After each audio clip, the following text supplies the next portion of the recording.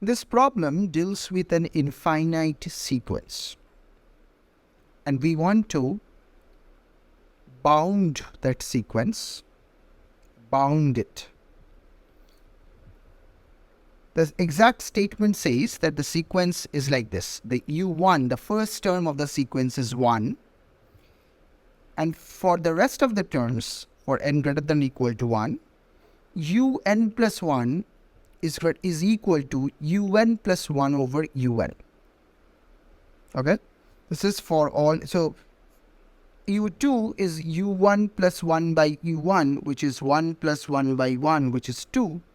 u3 is u2 plus 1 by u2, which is 2 plus 1 by 2, which is 2.5, and so on. That's how the sequence is defined.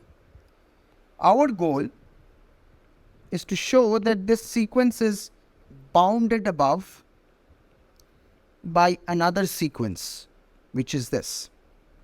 un is less than or equal to 3 times square root of n divided by 2 for all n. So you can easily check that u1 is less than 3 times square root of 1 by 2, which is 3 by 2. So that's obviously true because u1 is 1. So 1 is definitely less than 3 by 2. Similarly, u2 is less than 3 times square root of 2 by 2. But u2 is 2. We know that. We have calculated it. u2 is 2. And that's definitely less than 1.5 times 1.414, which you can calculate. It's definitely less than that. Similarly, you can check for u3 and so on. So our goal is to show this for all n, un is less than or equal to 3 times square root of n divided by 2. So there is a strategy for this type of problem which converts this problem into a quadratic or a polynomial. So convert into quadratic strategy. So we will talk about this. Let's get started.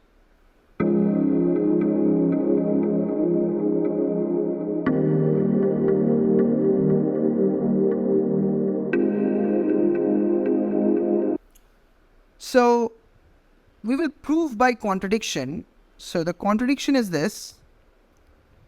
Suppose some un is actually greater than square root of 3 times square root of n by 2. So whenever that happens, we will show that 3 un minus 1 is greater than 3 times square root of n minus 1 by 2. This would imply this. And that creates a contradiction because we know that if we will just keep on going back each step inductively and so on, we will keep on going back and we will reach a point where u1 is greater than 3 times square root of 1 by 2, which is not true. Right? So if for some un it becomes larger than 3 times square root of n by 2, we can go back to the previous step, keep on doing it, reach u1, and then we can declare that okay, u1 is greater than 3 times square root of 1 by 2, which is not true as per our data. So how do we show this? Well, let's try it. So assume that un is greater than 3 times square root of n by 2 for some n. So what is un? Un is un minus 1 plus 1 by un minus 1. So that is greater than 3 times square root of n by 2, which means un minus 1 square plus 1 is greater than 3 times root n by 2 times un minus 1. I just took the LCM and transposed. That's all that I did. Which means un minus 1 square minus 3 square root of n by 2 un minus 1 plus 1 is greater than 0. So what I can do is I can take the factorization of it. So calculate the roots of this thing. So what is the root of this? Well, you can use Sridharacharya's formula, the quadratic formula. This gives you 3 by root n by 2, that is minus b, plus or minus square root of b square, which is 9 by 4 n, 9n by 4, b square minus 4 ac is just 4, okay, divided by 2a. These are the two roots of this particular quadratic expression. We are interested in the quadratic inequality. So let's draw the number line. Okay, first I will sort of simplify this. This is 3 root n by 2 and this is plus or minus square root of 3n minus 4, 9n minus 4 divided by 2. I just took the 4 outside the parentheses, the square root. So finally what I get is 3 square root of n plus or minus square root of 9n minus 4 divided by 4. Okay, so I have two roots, so I can just draw them on the number line. The smaller one is of course 3 square root of n minus square root of 9n minus 4 by 4. And the larger one is 3 square root of n plus square root of 9n minus 4 by 4. And notice that the quadratic is greater than 0. That's what we are finding from here.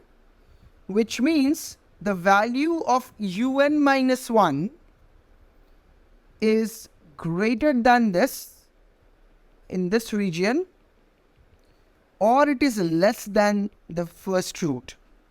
Because of course, if it's in the middle, then the expression would be negative, right?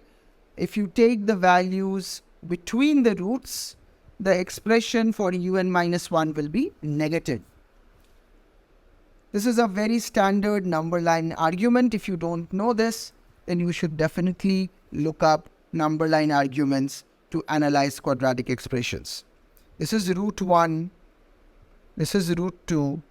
You want the quadratic to be positive, so it's either un minus 1 is smaller than both the roots or it is larger than both the roots. Okay, so can it be smaller than this root? Can un minus 1 be smaller than 3 square root of n minus square root of 9n minus 4 by 4? Well, this is not possible. This is not possible because this number that we have here is actually less than 1. And we can check this. But un minus 1 is greater than 1. How do we know this? Well, you can check again the given expression. u1 is 1 and un plus 1 onward is greater than un. So u2 is greater than u1 because there is something extra, right? u3 is greater than u2 and so on. So un minus 1, and for sufficiently large n that is greater than 1. How do we know that this is less than 1? Well, you can actually check and analyze this thing, that it is less than 1. Let's do it. 3 times square root of n minus square root of 9n minus 4 is less than 4. We want to check if this is true. We want to check if this particular thing is true. So you can do the usual thing. You can sort of square both sides. So you get 9n plus 9n minus 4 minus 6 square root of n square root of 9n minus 4 less than 16. If we check that is whether that's true. Well, actually, I made a little error here.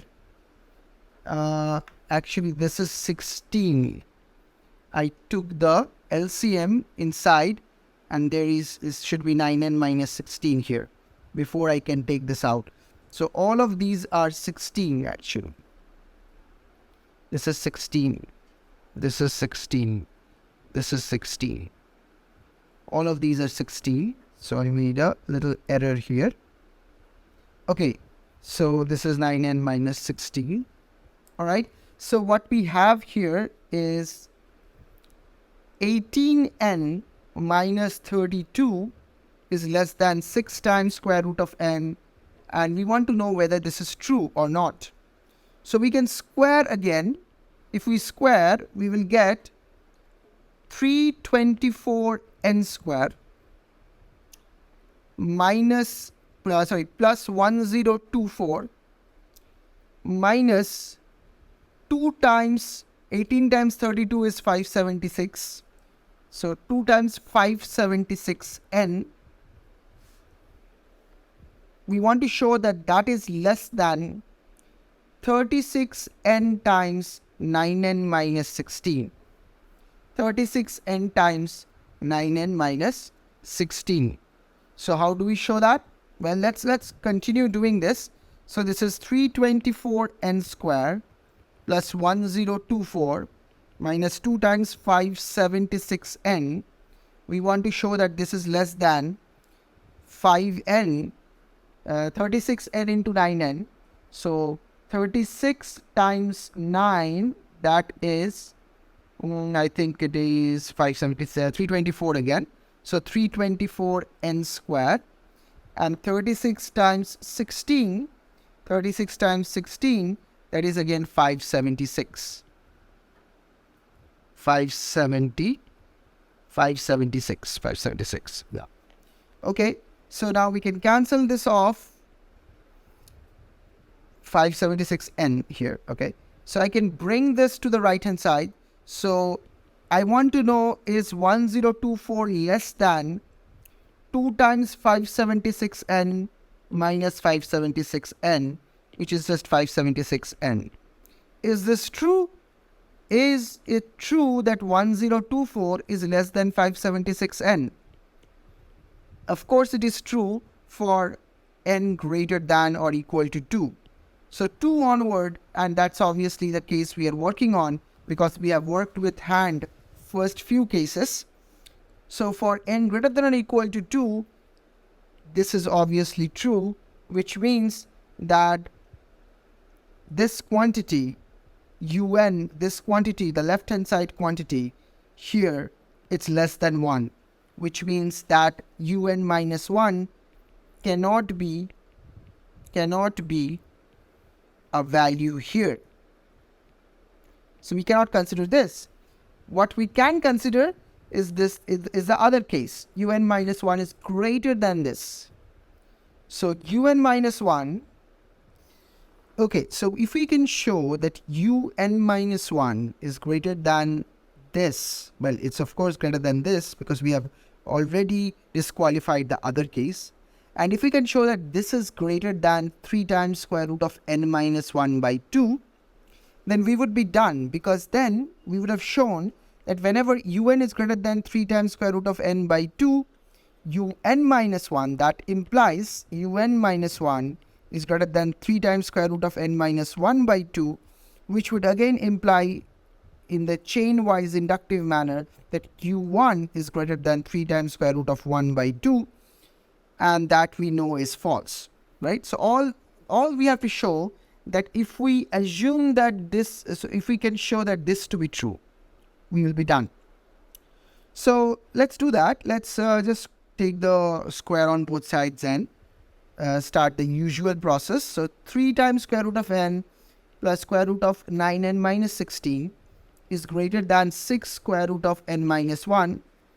Now if we square both sides, we'll get 9n plus 9n minus 16 plus 6 square root of n minus 9n minus 16 is greater than 36n minus 1. So I can bring everything to the other side. So 6 square root of 9n minus 16 is greater than 36n minus 36 minus 18n plus 16. So this becomes 18n minus 20. 18n minus 20. This is greater than 6 square root of 9n minus 16. And you can easily see that this is obviously true, but maybe you can calculate a bit more. So let's square both sides. Everything is positive, so we can square it. For n greater than 2, everything is positive, so we can square it. So let's try that. Let's square it. So we get 36n times 9n minus 16 is greater than 18n minus 20 whole square, which is 324n square plus 400 minus 7, that is 360, 720n. This is 36 into 9, 324n square minus 576. So this 2 cancels off, and we have 720n. 720n is greater than 976. So this is obviously true for n greater than or equal to 2, all the cases that we care about, right? So assuming, so you found the sort of the crux of the argument is this, that if you assume that one of the terms is greater than 3 times square root of n by 2, we found that would mean that the previous term is also greater than un minus 1 is greater than 3 times square root of n minus 1 by 2, and like that we can just trace it back to u1 greater than 3 times square root of 1 by 2, which is a false statement according to given data, right? So this is pretty simple actually. Once you get started with the calculation, the rest of the things are simple. You do have to be careful about squaring the inequality. Make sure everything is positive every time. These are the things that you have to be careful about. All right. Thank you for watching this video. I will see you in the next one.